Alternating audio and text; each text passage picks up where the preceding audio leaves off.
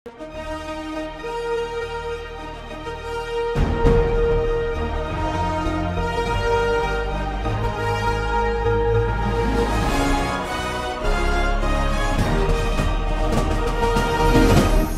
பார்த்து கொண்டிருப்பது உங்கள் ஜாஷ்வா டிவி. சகல ஜனங்களுக்கும் நற்செய்தி.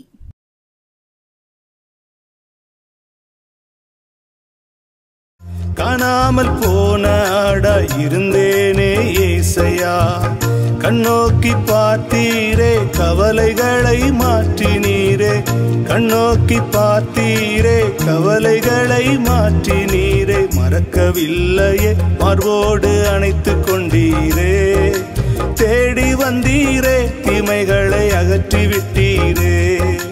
Praise the Lord. ஆண்டவராகிய இயேசுவின் நாமத்தினாலே உங்களை சந்திப்பதில் மிகுந்த மகிழ்ச்சி அடைகிறேன். ஜோசுவா டிவி நேயர்கள் எல்லாரையும் இயேசுவின் நாமத்தினாலே வாழ்த்துகிறேன். கடந்த நிகழ்ச்சியில் நீங்கள் கேட்ட வார்த்தைக்காக நான் கர்த்தரை ஸ்தோத்திரிக்கிறேன். உங்களுக்கு மிகுந்த பிரயோஜனமாக இருந்ததுக்காக நான் கர்த்தரை அதிகமாக ஸ்தோத்திரிக்கிறேன். இந்த மெய்ப்பெண் குரல் கேட்க என்ற நிகழ்ச்சி ஒவ்வொரு வாரமும் செவ்வாய்க்கிழமை மாலை 6:30 இந்த நிகழ்ச்சி ஒளிபரப்பாகிறது. நீங்கள் கட்டாயம் இந்த நிகழ்ச்சியை நீங்கள் தவறாது கலந்து கொள்ள பார்க்க அன்பாய் கேட்கிறோம்.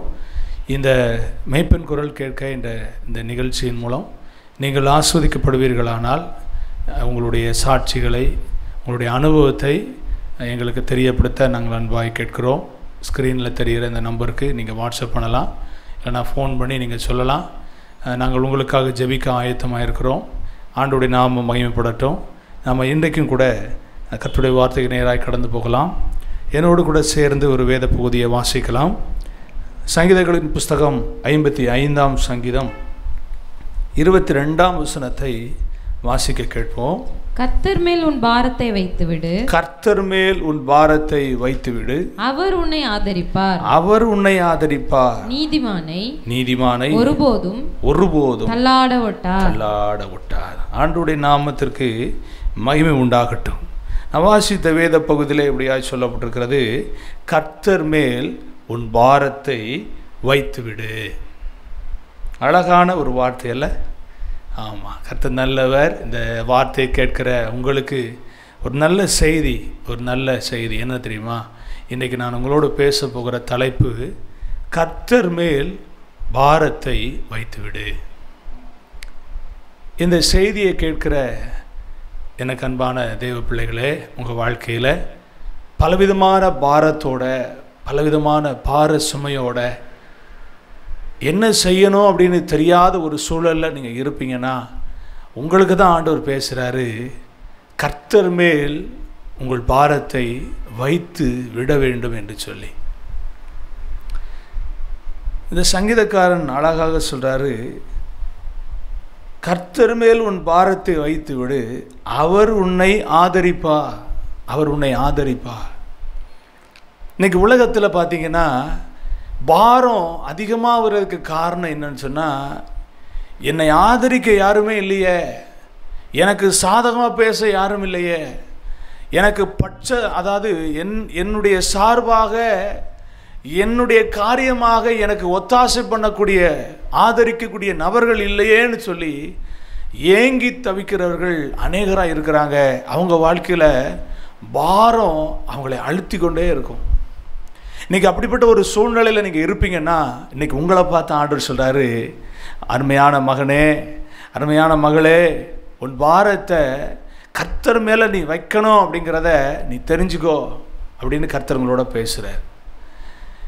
எனக்கு அன்பான தேவ பிள்ளைகளே, நம்முடைய வாழ்க்கையில் பாரமானது குடும்பத்தினால் வரலாம், பிள்ளைகளால் வரலாம், தொழில்னால் வரலாம், அல்லது வேலை நிமித்தமாக வரலாம், அல்லது குடும்ப உறவுகளினால் வரலாம். ஏதோ ஒரு காரியத்தினால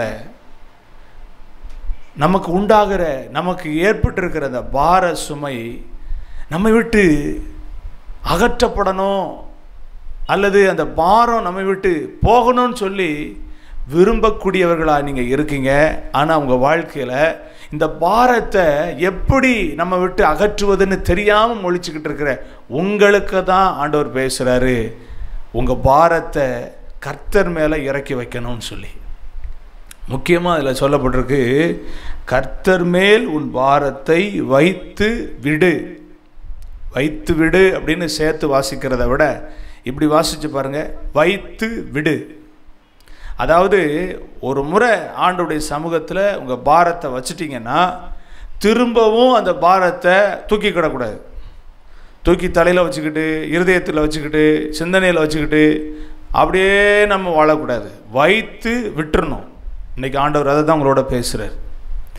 இந்த சத்தத்தை கேட்குற நீங்கள் யாராக இருந்தாலும் சரி, நீங்கள் எப்பேற்பட்ட பிரச்சனையில் இருந்தாலும் சரி, எப்பேற்பட்ட பாரத்தினால் நீங்கள் அழுத்தப்பட்டிருந்தாலும் சரி, உங்களுக்கு தான் இந்த செய்தி, உங்களுக்கு தான் இந்த கர்த்தர் பேசுகிறாரு, உங்களுக்கு தான் இந்த கடவுள் பேசுகிறாரு. அன்பான மகளே, அன்பான மகனே, அன்பான வாலிபனே, வாலிப சகோதரி, உங்கள் வாழ்க்கையில் இருக்கிற பாரத்துக்கு ஒரு விமோச்சனம் உண்டு. உங்கள் வாழ்க்கையில் ஏற்பட்டிருக்கிற அந்த பார சுமையை இறக்கி வைப்பதற்கு ஒருவர் உண்டு. அவர்தான் நாங்கள் உங்களுக்கு அறிவிக்கிற இயேசு கிறிஸ்துவாகிய கர்த்தர். அவர்கிட்ட இறக்கி வச்சுட்டிங்கன்னா திரும்ப நீங்கள் சுமக்கணும்னு அவசியம் இல்லை. அவர் எல்லாத்தையும் பார்த்துக்கிடுவார். கவனிக்கிங்களா? வேடிக்கையாக ஒரு சம்பவத்தை நிறைய பிரசங்கத்தில் நீங்கள் கேட்டிருப்பீங்க. ஒரு கிராமத்தில் ஒரு பாட்டியம்மா தன்னுடைய சொந்த வயல் நிலத்துக்கு போய் தன்னுடைய வீட்டில் இருக்கிற மிருக ஜீவன்கள், மாடு ஆடுக்கெல்லாம் கொஞ்சம் புல் அறுத்து கொண்டு வந்து போடுறதுக்காக ஒரு பெரிய கெட்டு கட்டி தலையில் தூக்கி வச்சுட்டு அப்படியே வந்துக்கிட்டே இருந்தாங்களாம்.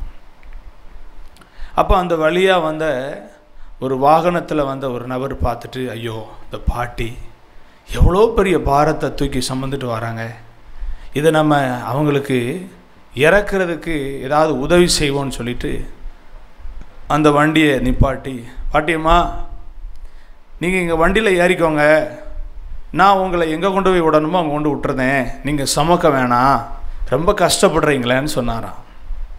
நல்லா கவனிங்க. சரியா அப்படின்னு சொல்லிட்டு இந்த பாட்டி வாகனத்தில் ஏறுறதுக்கு ஒத்துக்கிட்டாங்க. சரி ஏறுங்க பாட்டின்னு சொல்லிட்டு இவர் வாகனத்தில் முன்னால் இருந்ததுனால, ஏறிட்டீங்களா பாட்டி? நான் ஏறிட்டேன்யா, ஏறிட்டேன் ராசா அப்படின்னாங்களாம். சரின்ட்டு இவர் வாகனத்தை ஓட்டிகிட்டே வந்தார். ரொம்ப தூரம் வந்தோடனே இந்த பாட்டி ஒன்றுமே பேசலையே, எங்கே போகிறாங்கன்னு தெரியலையே, கேட்போமேன்னு சொல்லி திரும்பி பார்த்தா அந்த பாட்டி கொண்டு வந்த அந்த சுமையை தலையிலே தூக்கி வச்சு சுமந்துக்கிட்டே வராங்க. வாகனத்தில் இருக்கும்போதும் தலையில் தூக்கி வச்சு சுமந்துகிட்டே வராங்க. இதை பார்த்தோன்னே அந்த நபருக்கு, என்ன இந்த பாட்டி நடந்து வரும்போது தான் சுமந்துட்டு வந்தாங்க, இப்போ இந்த வண்டியிலையும் உட்காந்துக்கிட்டு இருக்கும்போதும் கூட தூக்கி வச்சுக்கிட்டு இருக்காங்களா, இது இறக்கி வைக்க வேண்டியதானே, ஏன் இவங்க சுமந்துக்கிட்டு இருக்காங்க அப்படின்னு சொல்லிட்டு அந்த பாட்டிகிட்ட சொன்னாங்களாம். பாட்டி, நீங்கள் நடந்து வரும்போது உங்களை பார்த்து பரிதாபப்பட்டு தான் வாகனத்தில் ஏற்றி அந்த பாரத்தை இறக்கி வச்சிங்கன்னா கொஞ்சம் நேரம் நீங்கள் ரெஸ்ட் எடுப்பீங்க, உங்களை கொண்டு போய் உடைய இடத்துல விட்டுட்டா நீங்கள் சிரமப்படாமல் இறங்கிடுவீங்கன்னு நினச்சி நான் உங்களை ஏற்றுனா, வண்டியில் உட்காந்துருக்கும் போதும் தலையில் தூக்கி வச்சுக்கிட்டு இருக்கீங்களே, என்ன பாட்டி அப்படின்னோடனே, ஆமையா மறந்துட்டையா அப்படின்னு இறக்குறான். இதை போல தாங்க இன்றைக்கி அநேகர் வாழ்க்கையில் ஆண்டவரிடத்தில் போய் சொல்லணும், இயேசுவிடத்தில் போய் சொல்லணும்னு சொன்ன பிறகும் தூக்கி தலையில் வச்சுக்கிட்டு இருக்கீங்க.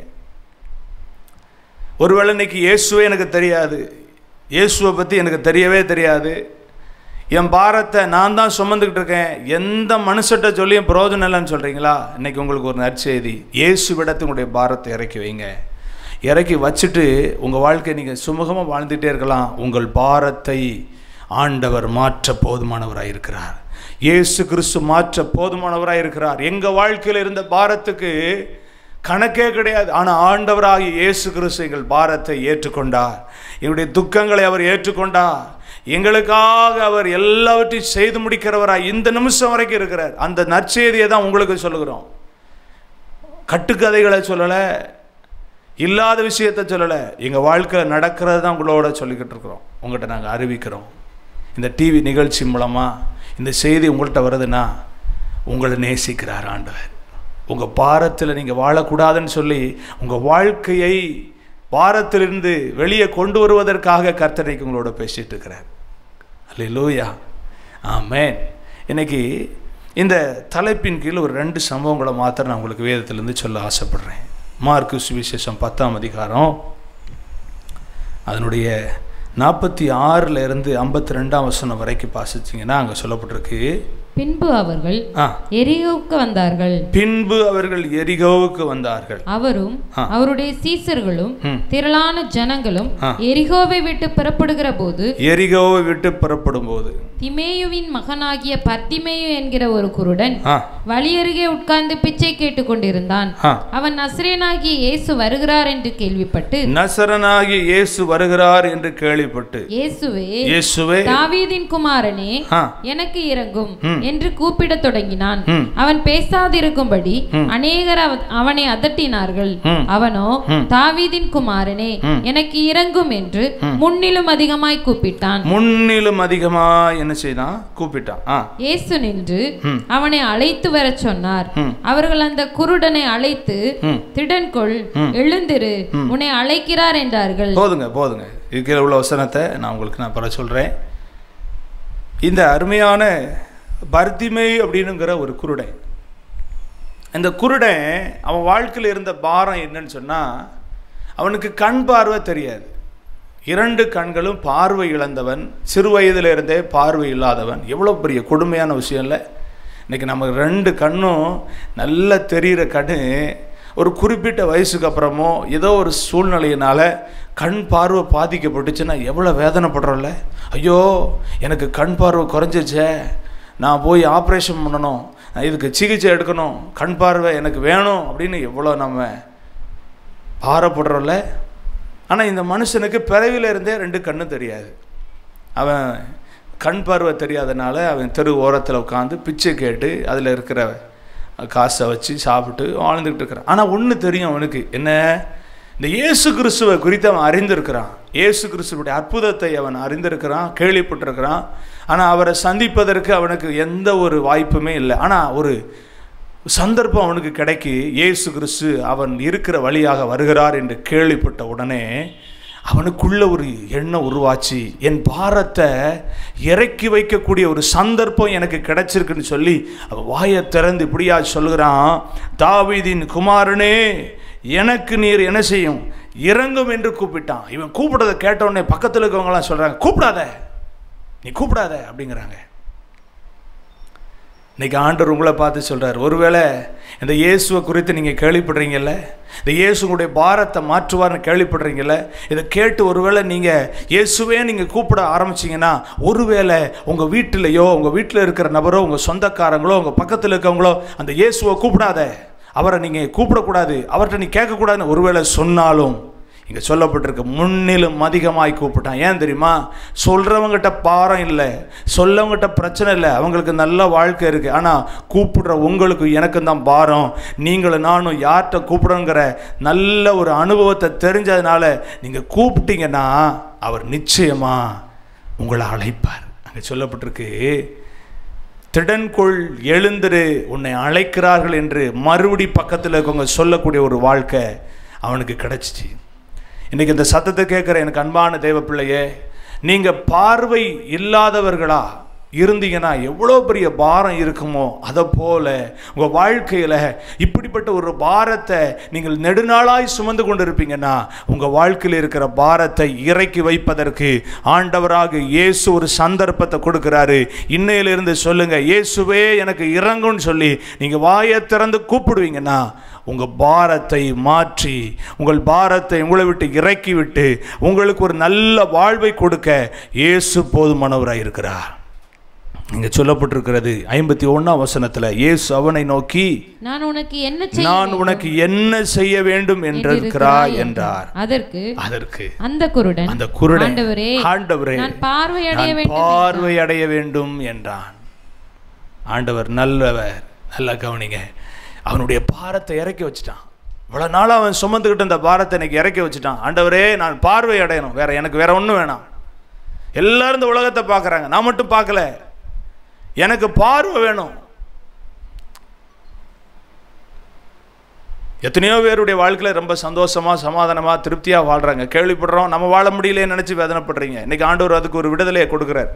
இன்றைக்கி அது ஒரு விமோச்சனத்தை கொடுக்குறாரு, இன்றைக்கி அதுக்கு ஒரு பதில் கொடுக்குறாரு. நீங்கள் இன்றைக்கி ஆண்டவரை பார்த்து கேட்கணும், ஆண்டவரே எனக்கு அந்த காரியத்தை நீங்கள் செய்யுங்க, இயேசுவே எனக்கு செய்யுங்கன்னு கூப்பிடுவீங்கன்னா நிச்சயமாக ஆண்டவர் உங்களுக்கு செய்வார். இனி இப்படி ஒரு பாரத்தை நீங்கள் சுமக்க ஆண்டவர் ஒரு நாளும் அனுமதிக்க மாட்டார். நிரந்தரமான விடுதலையை, நிரந்தரமான சுகத்தை, நிரந்தரமான அற்புதத்தை, நிரந்தரமான மகிழ்ச்சியை ஆண்டவர் உங்களுக்கு நிச்சயமாக தருவார். இன்னொரு சம்பவத்தில் வேதத்திலேருந்து பார்க்கலாம். லூக்கா சுவிசேஷம் 8ஆம் அதிகாரம் 41, 42 வசனத்தை வாசிச்சிங்கன்னா, அப்பொழுது ஜெப ஆலய தலைவனாகிய எவீரு என்னும் பேருள்ள ஒருவன் வந்து இயேசுவின் பாதத்தில் விழுந்து 12 வயதுள்ள தன்னுடைய ஒரே குமாரத்தி மரண அவஸ்தைப்பட்டிருக்கிறபடியால் தன் வீட்டுக்கு வரும்படி அவரை வேண்டிக் கொண்டார். அவர் போகையில் திரளான ஜனங்கள் அவரை நெருக்கினார்கள். போதும் கவனிங்க. எவீருன்னு சொல்லப்படுகிற ஒரு தகப்பன் தன்னுடைய 12 வயது நிரம்பிய ஒரு பிள்ளை மரண அவஸ்தைப்பட்டு கொண்டிருக்கிறார். எவ்வளோ பாரமாக இருந்திருக்கும் யோசிங்க. கண்ணுக்கு முன்னால் ஒரு 12 வயது நிரம்பின ஒரு பிள்ளை மரணத்துக்கு போராடி கொண்டிருக்கிறத எந்த தகப்பன் சகிக்க முடியும்ல? யோசித்து பாருங்கள். உங்கள் குடும்பத்தில் உங்கள் வீட்டில் நடக்கிற சம்பவத்தை ஆண்டவர் இன்றைக்கி பேசுகிறாரு. இப்படிப்பட்ட சூழ்நிலையில் இருக்கீங்களா? உங்களுக்கு வேறு எங்கேயும் நீங்கள் போக வேண்டாம், இயேசுவை நோக்கி பாருங்கள். இயேசு உங்களுக்கு அற்புதம் செய்ய அவர் நோக்கி பாருங்கள். இந்த மனுஷன் தன் வீட்டுக்கு அவரை வரும்படி அழைத்தான். ஏன்னா அவளுக்கு ஒரு அற்புதம் தேவை. மரண பிடியிலிருந்து அவன் விடுவிக்கப்படணும். அவன் பாரத்தில் இருந்து ஆமேன் ஸ்தோத்திரம் ஒரு விடுதலை வேணும் அப்படிங்கிறத அவன் நல்லா புரிஞ்சதுனால அங்கே சொல்லுகிறத பார்க்குறோம். நல்லா கவனிங்க. இந்த சம்பவம் நடக்குது. இந்த சம்பவம் நடந்து கொண்டே இருக்கும்போது பார்த்தீங்கன்னா 49ஆம் வசனத்தில் சொல்லப்பட்டிருக்கு, அவர் இப்படி பேசி கொண்டு இருக்கையில் ஜெப ஆலய தலைவனுடைய வீட்டிலிருந்து ஒருவன் வந்து அவனை நோக்கி உம்முடைய குமாரத்தி மரித்து போனால் இயேசுவை வருத்தப்படுத்த வேண்டான்னு ஒரு நியூஸ் சொல்றான். இயேசுவிடத்துல பேசிக்கிட்டே இருக்கும்போது ஒருத்தன் வந்து சொல்றான், மரண அவஸ்தைப்பட்டு கொண்டு இருந்த உங்க மகள் மரிச்சிட்டா, அவள் உயிரோட இல்லை, இனி போதகரை கூட்டு பயன் இல்லை அப்படின்றான். ஏற்கனவே மரண அவஸ்தைப்பட்ட பாரத்தையே அவன் தாங்கிக் கொள்ள முடியல. இப்போ ஒரு செய்தி வருது, அவள் மரித்து போனால் என்ற செய்தியை கேட்டோன்னே மிகுந்த பாரம் அவனுக்குள்ள உருவாயிற்று. நல்லா கவனிங்க. ஆனால் இயேசுவிடத்தில் வேண்டிக் கொண்டதை ஆண்டவர் என்ன செய்யலை, மறுக்கலை. இயேசு அதை கேட்டு பயப்படாதே, நீ பயப்படாதே மகனே, விசுவாசம் உள்ளவனாயிரு, அப்பொழுது அவள் ரட்சிக்கப்படுவாள் அப்படின்னாரு. ஆண்டவரால் முடியாத காரியம் ஒன்றுமே இல்லை. இந்த இயேசுவால் முடியாத காரியம் ஒன்றுமே இல்லை. இந்த இயேசு உங்கள் வாழ்க்கையில் இழந்து போனதை, தொலைத்து போனதை, இல்லாமல் போனதை ஆண்டவர் திரும்ப தருவதற்கு போதுமான கர்த்தராக இருக்கிறார். இந்த செய்தியை கேட்கிற எனக்கு அன்பான தெய்வ பிள்ளையே, உங்கள் வாழ்க்கையில் இப்படிப்பட்ட ஒரு பாரத்தினால் அமிழ்த்தப்பட்டிருக்கீங்களா? இப்படி பாரத்தினால் ஆட்கொள்ளப்பட்டிருக்கீங்களா? ஆண்டவர் உங்களுக்கு உதவி செய்ய போதுமானவராக இருக்கிறார். நீங்கள் ஆண்டவரிடத்தில் உங்கள் பாரத்தை இறக்கி வைத்து விடுவீர்களானால், பயப்படாமல் விசுவாசம் உள்ளவர்களாய் நீங்கள் இருப்பீர்களானால் உங்களுக்கு அற்புதம் நிச்சயம். உங்கள் வாழ்க்கையில் இருக்கிற பாரத்தை ஆண்டவர் நீக்கி போடுவதற்கு அவர் போதுமான தகப்பனாய் இருக்கிறார். ஆகவே இந்த செய்தியின் மூலம் உங்களோடு கர்த்தர் பேசியிருக்கிறாரு. கர்த்தர் மேல் உன் பாரத்தை வைத்து விடு. எப்பேற்பட்ட பாரமாக இருந்தாலும் சரி, இன்னைக்கு ஆண்டவர்கிட்ட ஒரு தீர்மானம் எடுங்க, என் பாரத்தை நான் கர்த்தரிடத்தில் இறக்கி வைத்து விட்டு விட போகிறேன். திரும்ப நான் சுமக்க மாட்டேன், திரும்ப என் வாழ்க்கையில் அதை நான் சுமந்து கொண்டு தெரிய மாட்டேன்னு சொல்லி உறுதியாக நிச்சயமாக முடிவெடுப்பீங்கன்னா உங்கள் வாழ்க்கையில் ஆண்டவர் பெரிய அற்புதங்களை செய்ய அவர் ஆவலோடு காத்து கொண்டு இருக்கிறார். இந்த செய்தி உங்களுக்கு மிகுந்த பிரயோஜனமாக இருந்திருக்கும் நான் கர்த்தருக்களை நம்புகிறேன். கண்களை மூடி ஜெபம் பண்ணுவோம். நேசிக்கிற நல்ல ஆண்டவரே, இந்த செய்தியின் வாயிலாக உடைய பிள்ளைகளோடு பேசின சத்தியத்துக்காக நன்றி செலுத்துகிறேன். மிகுந்த பாரத்தோடு, மிகுந்த பார சுமையோடு இருக்கிற நம்முடைய பிள்ளைகளுக்காக அடியேன் ஜெபிக்கிறேன். அவர்களுடைய பாரத்தை சுமந்து வாழ்க்கையில் கொஞ்சமாக அழிந்து கொண்டு இருக்கிற நம்முடைய பிள்ளைகளுக்கு கர்த்தர் இன்னைக்கு பேசினது சத்தியம். பாரத்தை நம்முடைய சமூகத்தில் இறக்கி வைத்து விட்டு விடுவதற்கு கர்த்தர் உதவி செய்யுங்க. ஒரு அற்புதத்தை நம்முடைய பிள்ளைகளுக்கு செய்யுங்க. நம்முடைய பிள்ளைகள் நம்புகிறார்கள், நம்முடைய பிள்ளைகள் விசுவாசிக்கிறார்கள். இயேசுவின் நாமத்தினால் நம்முடைய பிள்ளைகளுக்கு ஒரு அற்புதம் நடந்ததுக்காக ஸ்தோத்திரம். கர்த்தருடைய நாமமே மகிமைப்படட்டும். இயேசுவின் நாமத்தில் ஜெபிக்கிறேன் ஜீவனுள்ள நல்ல பிதாவே, ஆமென், ஆமென். ஆண்டவர் உங்களை ஆஸ்வதிப்பாராக. தொடர்ந்து இந்த செய்தியை நீங்கள் கேட்டு ஆஸ்வதிக்கப்பட இயேசுவின் நாமத்தினாலே உங்களை வாழ்த்துகிறேன். இந்த ஆண்டவராகிய இயேசு கிறிஸ்துவை குறித்து இன்னும் நீங்கள் அறிந்து கொள்ள விரும்புவீர்களானால் நாங்கள் அருகாமையில் கருவந்தாவிலே அல்லேலூயா ஜெப வீடு நாங்கள் கர்த்தரை ஆராதிக்கிற சபை இருக்கிறது. எந்த சபைக்கும் போகாதவர்களாக நீங்கள் இருப்பீர்களானால் ஒவ்வொரு வாரமும் நடக்கிற ஞாயிற்றுக்கிழமை ஆராதனை, வெள்ளிக்கிழமை உபவாச ஜெபம், அதே போல் தொடர்ந்து நடக்கிற ஒவ்வொரு மாதம் நடக்கிற கூட்டங்கள் எல்லாவற்றிலும் நீங்கள் கலந்து கொள்ள உங்களை அன்போடு கூட அழைக்கிறோம். ஆண்டவர் உங்களை ஆஸ்வதிப்பாராக. God bless you. ஆமென்.